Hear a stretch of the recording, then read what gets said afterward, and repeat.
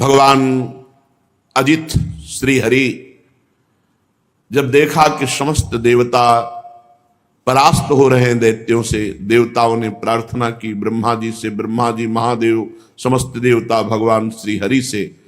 तब श्री हरि ने कहा इस समय गुरु शुक्राचार्य के प्रताप से दैत्य बलवान हैं, उनको देवता जीत नहीं सकते, इसलिए पहले समुद्र मंथन हो, उसमें अमृत निकले और देवता पान करें, फिर विजय को प्राप्त होंगे।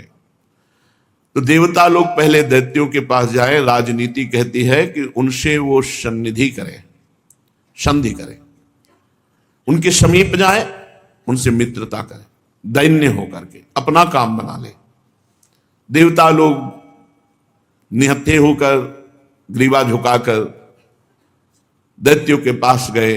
पहले तो सेनापतियों ने बंदी बनाना चाहा, पर धर्म के रहस्य को जानने वाले महाराज बलि ने मना कर दिया और कहा देखो ये संधि का अवसर है, ये देखो अस्त्र शस्त्र लेके नहीं आए। पूरी बात रखी गई समुद्र मंथन की। दैत्यों ने इशारे में कहा कि हां कह दो, क्योंकि इनको एक बूंद अमृत नहीं मिलेगा, हम सब छीन के पी जाएंगे। हां कह दिया गया। अब मथानी कौन बने? तो मंदराचल को 10,000 योजन स्वर्ण, तांबा और लोहा, 3 धातुओं से बना हुआ, 10,000 योजन ऊंचा। तब देवता दैत्य बड़ी ताकत लगा करके उखाड़े, वो फिसल गया। बहुत से दैत्य देवता अंग भंग और मृत्यु को प्राप्त हुए। देवताओं ने भगवान का स्मरण किया, गरुड़ पर सवार होकर अजित भगवान उपस्थित हुए।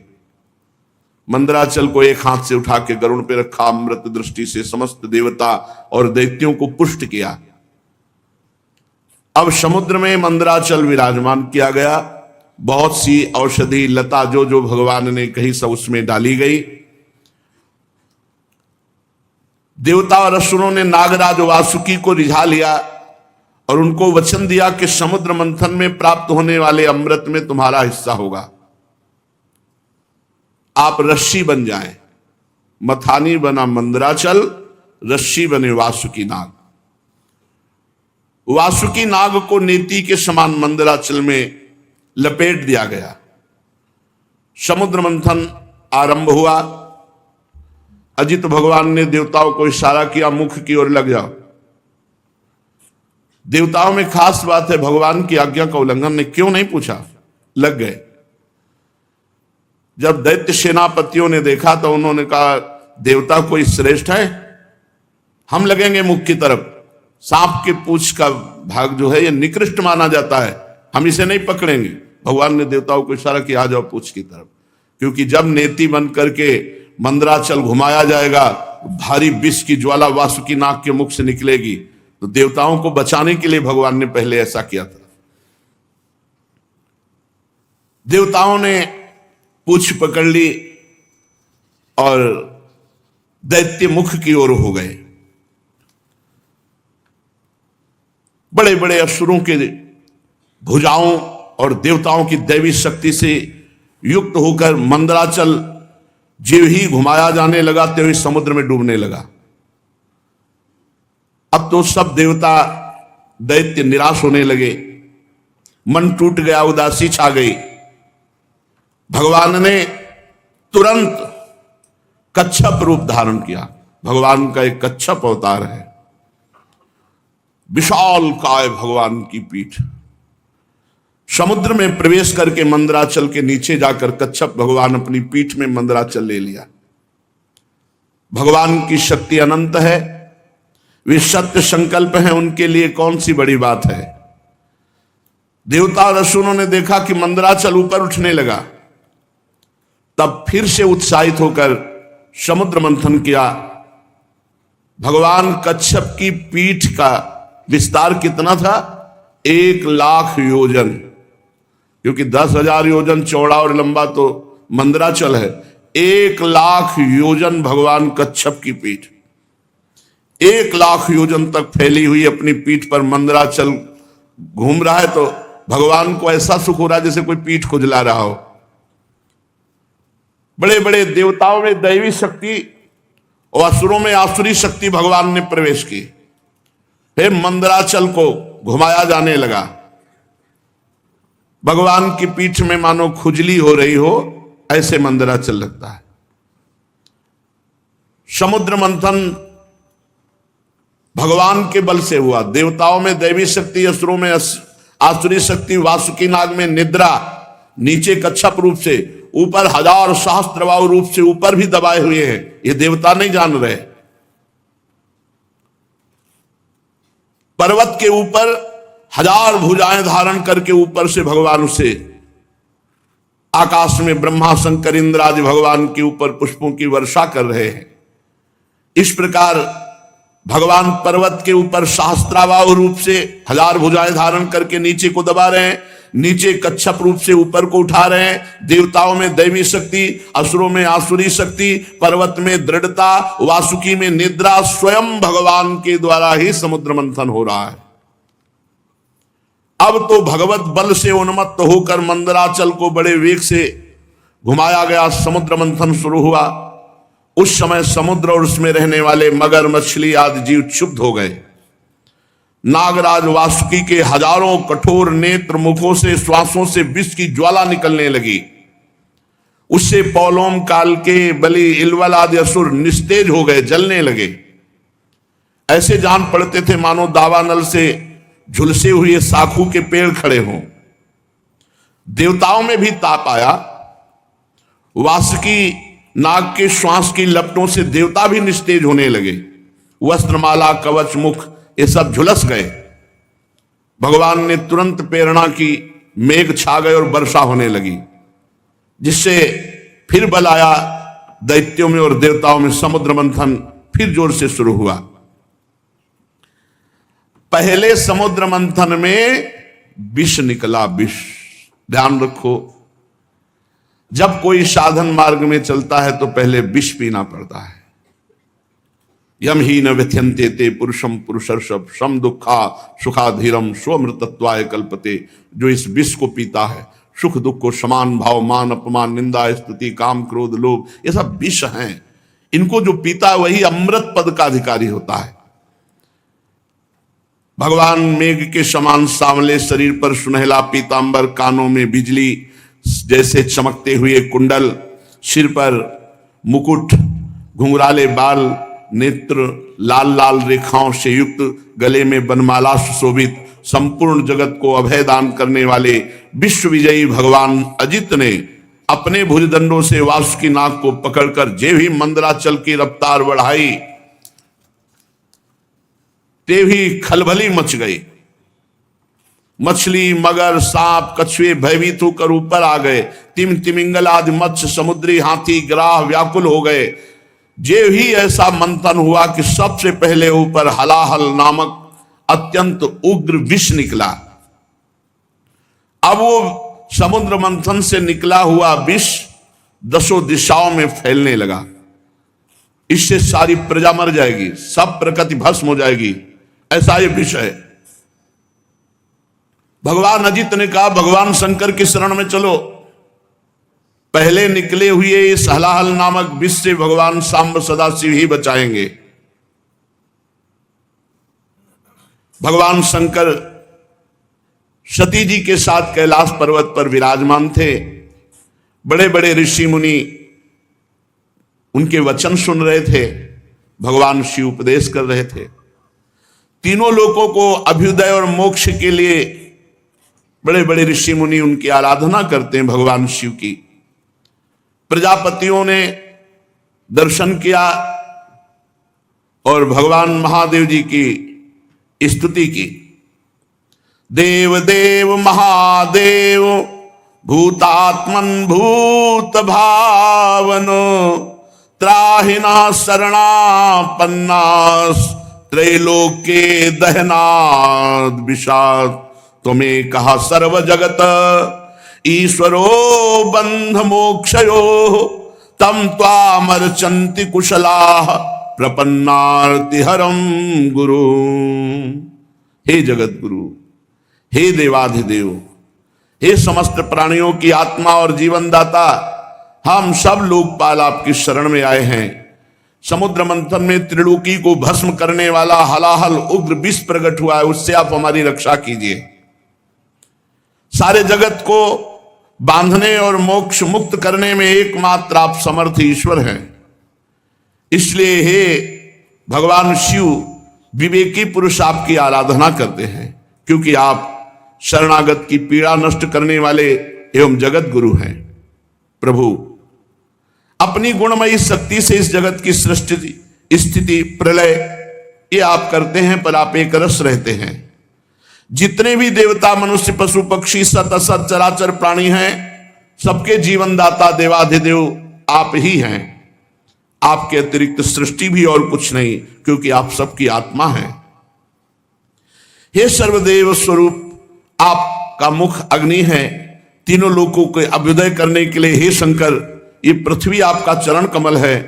आप अखिल देव स्वरूप हैं। ये काल आपकी गति है, दिशाएं कान हैं, वरुण रसेंद्री हैं, आकाश नाभ है, वायु श्वास है, सूर्य नेत्र है, जल वीर्य है। आपका अहंकार नीचे ऊंचे सभी जीवों का आश्रय है। चंद्रमा मन है। प्रभु स्वर्ग आपका सिर है। वेद स्वरूप भगवान, समुद्र आपकी कोख है, पर्वत हड्डियां हैं, सब प्रकार की औषधियां, घास आपके रोम हैं, गायत्री आदि छंद आपकी सातों धातुएं हैं, और सभी प्रकार के धर्म आपके हृदय हैं।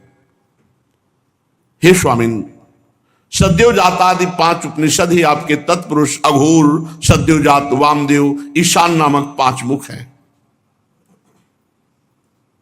प्रभु, इस कार्य कारण जगत से परे, माया से परे आप हैं। आपकी महिमा को ब्रह्मादि भी जानने में समर्थ नहीं। हम लोग तो केवल आपके इस लीला बिहारी शिव रूप को देख रहे हैं, आपके परम स्वरूप को हम नहीं जानते। हे महेश्वर, यदि आपकी लीलाएं अव्यक्त हैं, फिर भी संसार कल्याण करने के लिए परम कारण स्वरूप आप लीला करते हैं। प्रभु, आप प्रजा बड़े संकट में है, इस हलाल विष का कुछ इंतजाम कीजिए। भगवान शिव ने कहा सती जी से, देवी, ये बड़े खेद की बात है कि समुद्र मंथन से कालकूट विष निकला और प्रजा बड़ी दुखी है। इसलिए हमें समस्त प्रजा की रक्षा करनी चाहिए। मेरा कर्तव्य है, ये मेरी शरण में आए हैं, मैं इन्हें निर्भय कर दूं, क्योंकि जिसके पास शक्ति है, सामर्थ्य है, तो आए हुए शरणागत के दुख को मिटाना उसका धर्म बनता है। अगर अपने प्राणों की भी बलि देनी पड़े तो दे देना चाहिए, पर शरणागत को विमुख नहीं जाने देना चाहिए, उसकी रक्षा करनी चाहिए। कल्याणी, ये मोह पास में बंद करके जीव एक दूसरे से वैर की गांठ बांध लेते हैं। ऐसे अज्ञानियों पर जो कृपा करके उन्हें भगवत मार्ग में लगाता है, उनकी रक्षा करता है, उस पर भगवान श्री कृष्ण बहुत प्रसन्न होते हैं। और जब भगवान श्री कृष्ण प्रसन्न हो जाते हैं तो मैं, ब्रह्मा, चराचर जगत उसके ऊपर प्रसन्न हो जाता है। जहां पर कृपा राम की हुई, ता पर कृपा करे सब कोई। इसलिए मैं प्रजा के कल्याण के लिए इस विष को पीऊंगा। विश्व की जीवनदाता देवाधिदेव महादेव भगवान शंकर इस प्रकार सती देवी से कहकर विष को लेने के लिए तैयार हो गए। माताजी बड़ी कृपालु हैं और जानती भगवान शिव के प्रभाव को। उन्होंने अनुमोदन किया, हां प्रभु, ऐसा ही करना चाहिए। भगवान शंकर ऐसे करके आकर्षण किया और पूरे समुद्र मंथन से निकले हुए विष को अपने हाथ में ले लिया और उसको पी गए। पीकर हृदय में नहीं जाने दिया, यही गले में रोक लिया। पूरा श्याम गौर वर्ण का गला, पूरा श्याम वर्ण का, इसीलिए भगवान का एक नाम पड़ा नीलकंठ। भगवान शंकर का वो भूषण हो गया नीलकंठ। देवादिदेव भगवान शंकर सबकी कामना पूर्ण करने वाले हैं। उनका एक कल्याणकारी अद्भुत कर्म सुनकर दक्ष कन्या सती, ब्रह्मा जी, भगवान श्री हरि बहुत उनकी स्तुति की, प्रशंसा की। जब भगवान शंकर विष पान कर रहे थे तो 1-2 बूंद विष टपक गया। उसी से जितने भी विषैले जीव जंतु, विषैली औषधियां हैं, वो सब 1-2 बूंद टपक गया, उससे हैं। पूरी सृष्टि में इतना विष है, वो 1-2 बूंद से पूरा विष तो भस्म कर देता त्रिलोकी को। महादेव जी गले में आज भी रोके हुए हैं। भगवान शंकर ने विष पी लिया, अब तो समस्या का समाधान हो गया। देवता और असुर बड़ी प्रसन्नता से समुद्र मंथन करने लगे। फिर समुद्र मंथन से कामधेनु प्रकट हुई। कामधेनु समस्त कामनाओं को पूर्ण करने वाली है। भगवान इशारा जिसे देते वही उसे स्वीकार करता। भगवान ने देवताओं को इशारा किया, कामधेनु देवताओं ने ले ली, जो ऋषियों के अग्निहोत्र के काम में आएगी। ब्रह्मलोक तक यज्ञ के उपयोगी पवित्र घी दूध आदि पहुंचाने के लिए ब्रह्मवादी ऋषियों को देवताओं ने कामधेनु प्रदान की। इसके बाद उच्चैश्रवा नामक घोड़ा निकला, उसे महाराज दैत्याधिपति बलि जी को दिया गया। वो चंद्रमा के समान श्वेत वर्ण का। इंद्र ललचात हो गए, पर भगवान ने रोक दिया। महाराज बलि को उच्चैश्रवा मिला। तदनंतर थोड़ी ही देर बाद समुद्र मंथन के ऐरावत नामक हाथी निकला। बड़े बड़े 4 दांत, उज्जवल गोरे वर्ण का, कैलाश के समान देवराज इंद्र को दिया गया ऐरावत हाथी। फिर कौस्तुभ मणि समुद्र मंथन से निकली। देवता और दैत्य दोनों ने मिलकर वो मणि भगवान श्री हरि को पहनाई। जो वक्षा स्थल में कौस्तुभ मणि विराजमान है, वो समुद्र मंथन से प्रकट हुई। इसके बाद स्वर्गलोक की शोभा बढ़ाने वाला कल्प वृक्ष वो देवताओं ने ले लिया। ये कल्प वृक्ष जो कामना करे वो पूर्ण कर देता है। इसके बाद अप्सराएं प्रकट हुई, जो सुंदर वस्त्रों से सुसज्जित, गले में स्वर्णहार पहरे हुए रंभा आदि, अपनी मनोहर मुस्कान, चाल विलास भरी चितवन से देवताओं के भी चित्त को चुराने वाली तो देवताओं को दी गई।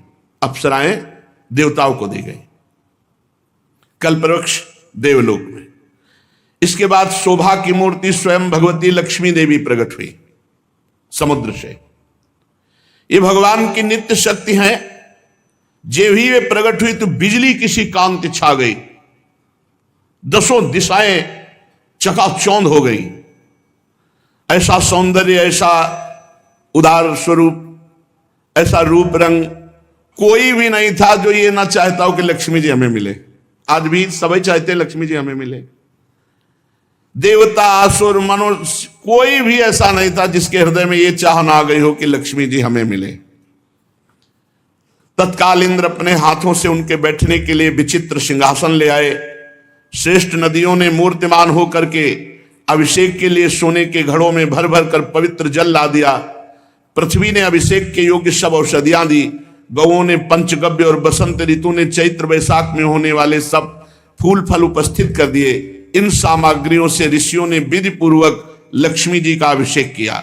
गंधर्व गान कर रहे हैं, अप्सराएं नृत्य कर रही हैं, बादल सदैव होकर मृदंग, डमरू, ढोल, नगारे, नरसिंगे, शंख, वेणु, वीणा ये जोर जोर से वाद्य बजा रहे हैं। भगवती लक्ष्मी देवी का अभिषेक हुआ और सुंदर पोशाक धारण की हुई सिंहासन पर विराजमान है। दिग्गज कलशों से उनका स्नान करा रहे हैं।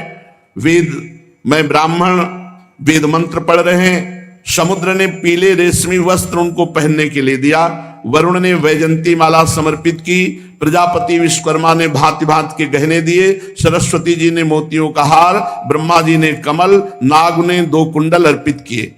इसके बाद लक्ष्मी जी कमलों की माला लेकर किसके गले में डाले चली। लक्ष्मी जी के मुख की ओर देखकर जब वो मंद मंद मुस्कुराती हुई चल रही थी, उनकी पायजेब बज रही थी, कोई ऐसा नहीं था जो ललचा न गया हो लक्ष्मी जी हमें मिले। पर वो चाहती थी जो हमें चाहे ना उसको हम वरण करें।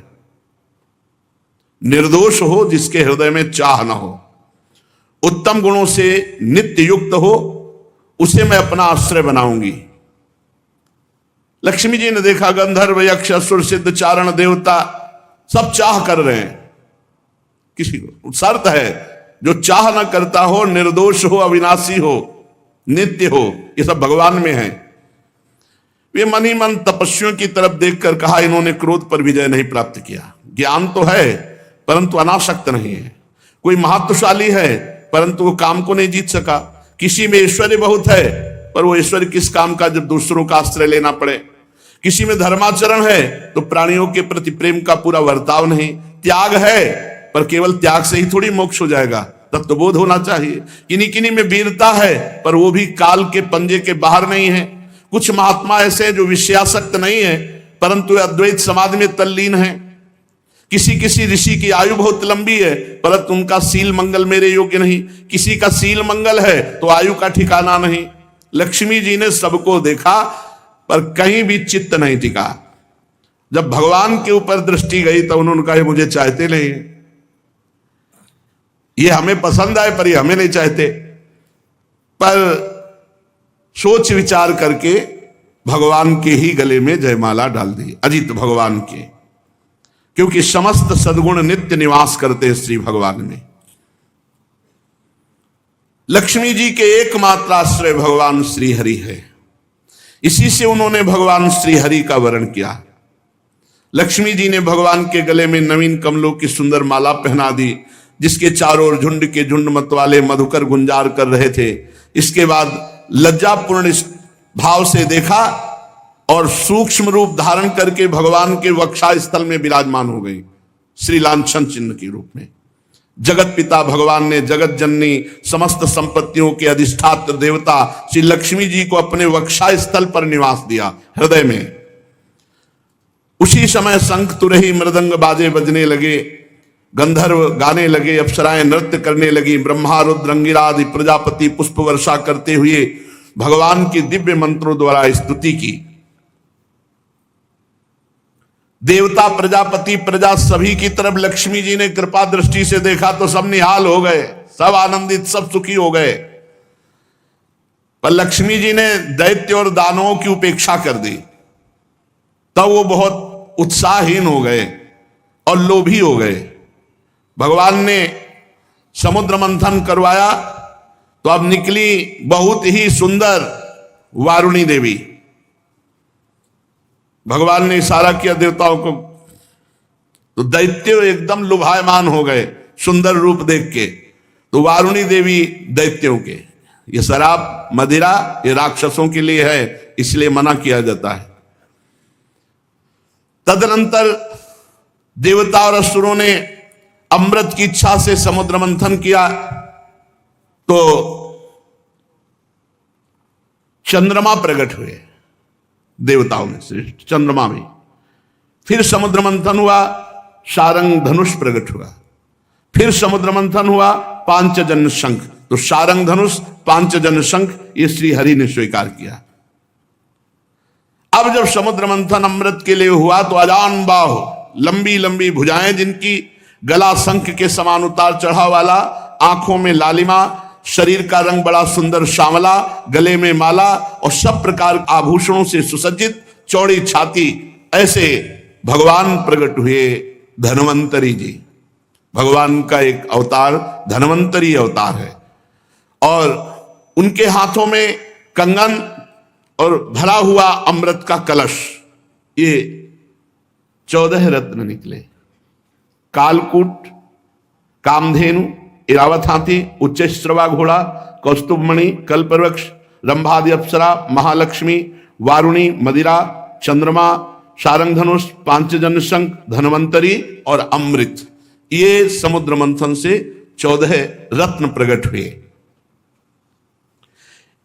आयुर्वेद के प्रवर्तक यज्ञ भोक्ता भगवान धन्वंतरी, दैत्यों ने देखा कि उनके हाथ में अमृत कलश। आप तो किसी के आदेश की कोई परवाह नहीं, कूद पड़े और जबरदस्ती धन्वंतरी जी के हाथ से अमृत का कलश छीन लिया और भाग पड़े। ये अच्छा रहा कि पिया नहीं, भाग पड़े लेके कि सब एकांत में चलकर दैत्य लोग पिएंगे। देवता सब खिन्न हो गए कि प्रभु, खास बात जिसके लिए समुद्र मंथन हुआ वो तो दैत्य सब ले गए। भगवान ने इशारा किया, तुम चिंता मत करो, एक बूंद नहीं पीने पाएंगे, अभी हम जाते पूरा कलश अपने हाथ दे देंगे।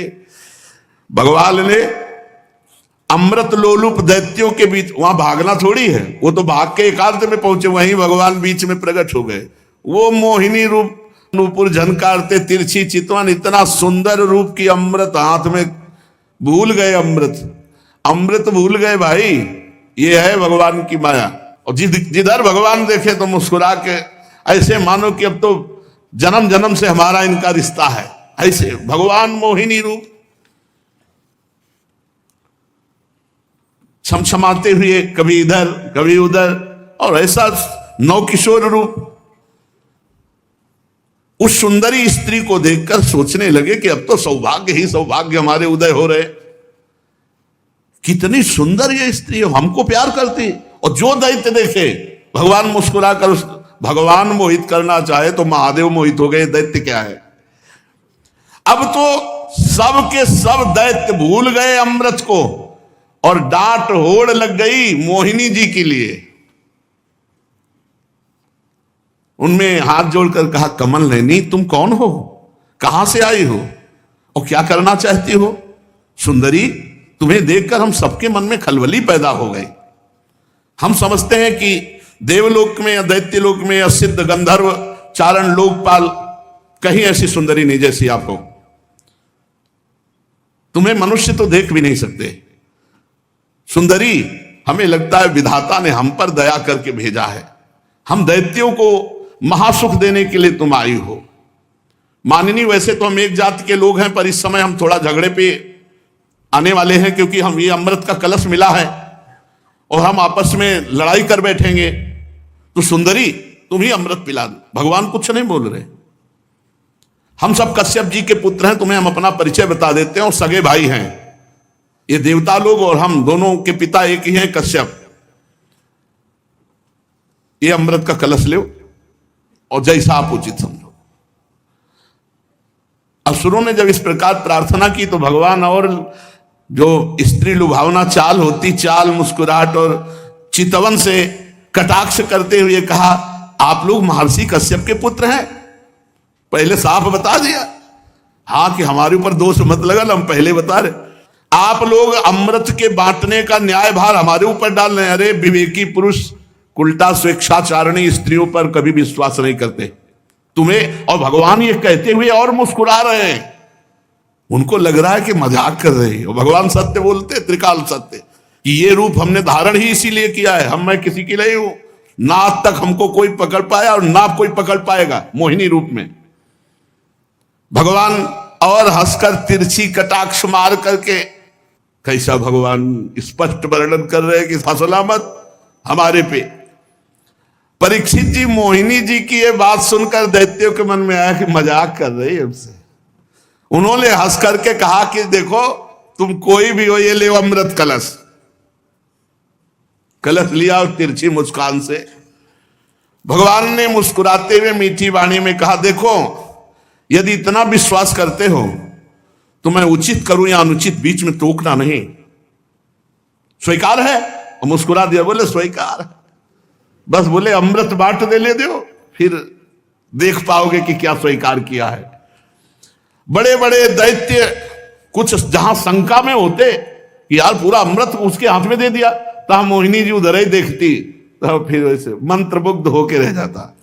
मंत्रमुग्ध होके दैत्य रह जा। अरे महाराज, भगवान हैं, भगवान, उनकी माया ऐसी प्रबल है, देख लो। लोक लोकांतर फिर वो स्वयं मोहिनी रूप धारण किए। दैत्यो, बड़ी बारीकी से मेरी बात समझो। मैं उचित करूं या अनुचित बीच में टोकोगे नहीं। अगर टोकना तो ले अपना अमृत कलश। नहीं नहीं नहीं, और मुस्कुराते जा रहे हैं। मुस्कुराहट भगवान की माया का प्रादुर्भाव हुआ है मुस्कुराहट से। सब दैत्यों ने कह दिया स्वीकार है। भगवान ने कहा, हम भी स्वीकृत हैं, आपकी हैं।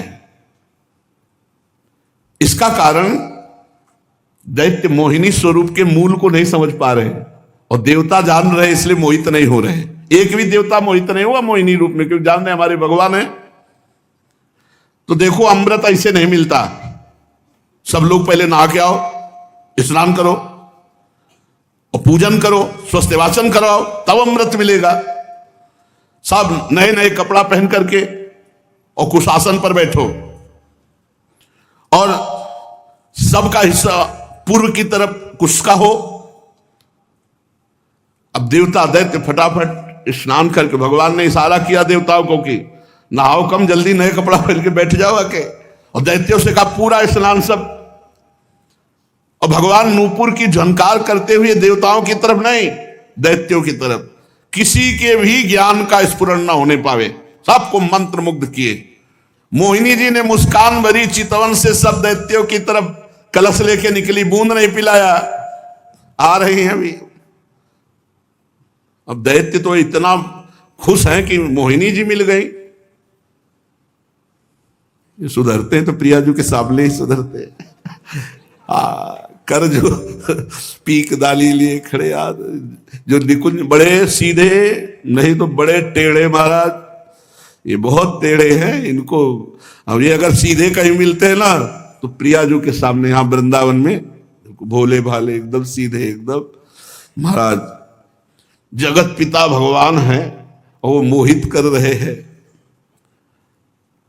अब असुरों ने दृढ़ विश्वास करके भगवान के हाथ में अमृत कलश है और भगवान बांटने के लिए पहले दैत्यों के सामने से निकले, पर वहां कुछ और बांट रहे हैं। मुस्कान चितवन देवता पूर्ण विश्वास किए हुए कि मैं भगवान की शरण में हूं, भगवान परम मंगल करेंगे।